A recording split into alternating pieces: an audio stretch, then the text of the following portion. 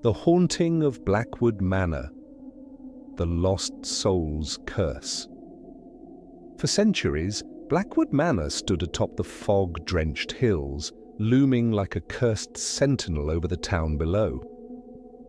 It was said that no one who entered its decaying halls ever returned unchanged, if they returned at all. Legends spoke of whispers in the darkness, of shadows that moved without light, of faces appearing in mirrors that didn't belong to the living. Marcus had heard the stories, but thrill-seeking was his nature. Fear was merely an emotion, one that could be conquered, or so he believed. Foolish mistake. On a cold and moonless night, he pried open the rusted gates and stepped into the suffocating gloom. The manor seemed to breathe, exhaling a slow, rattling sigh as if sensing fresh prey. Its doors creaked open before he even touched them, beckoning him inside. The foyer was vast, its chandelier coated in layers of ancient dust. A warped piano stood in one corner, its keys broken. Yet as Marcus stepped forward, a single note played by itself, hanging in the air like a last dying breath. He swallowed hard, but pressed on. In the corridor, paintings lined the walls, portraits of long-dead residents. Their eyes seemed to follow him, shifting ever so slightly each time he glanced away. He smirked, dismissing the paranoia. But then, a whisper slithered through the air, curling around his ears. It wasn't the wind, it was a voice, breathless, broken. Turn back.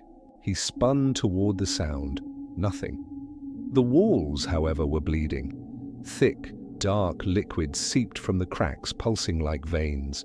The wallpaper peeled away in strips, revealing claw marks underneath. The shadows twisted unnaturally, growing, stretching, forming something not human. Then the mirror cracked. Marcus stumbled back as something moved behind him, something that wasn't there a moment ago. The reflection stared at him. A figure without eyes, but with a smile that stretched too wide for its face. It raised a skeletal finger and pointed directly at him. Panic surged through his chest. The manor had awakened. The doors slammed shut. Hallways twisted. The air thickened, suffocating. Marcus ran, but the house had no intention of letting him leave. Footsteps pounded behind him. Dozens, maybe hundreds. But when he turned, there was nothing. And then the whispers turned into screams, ear-splitting, bone-chilling, agonized cries of the souls trapped within these cursed walls. The floor collapsed beneath him, swallowing him whole, dropping him into an abyss that had no end. The last thing Marcus saw was the house closing around him, sealing him within its depths like all the others before him. Blackwood Manor had claimed another soul. By dawn, the mansion stood silent once more, waiting, watching, preparing for its next victim.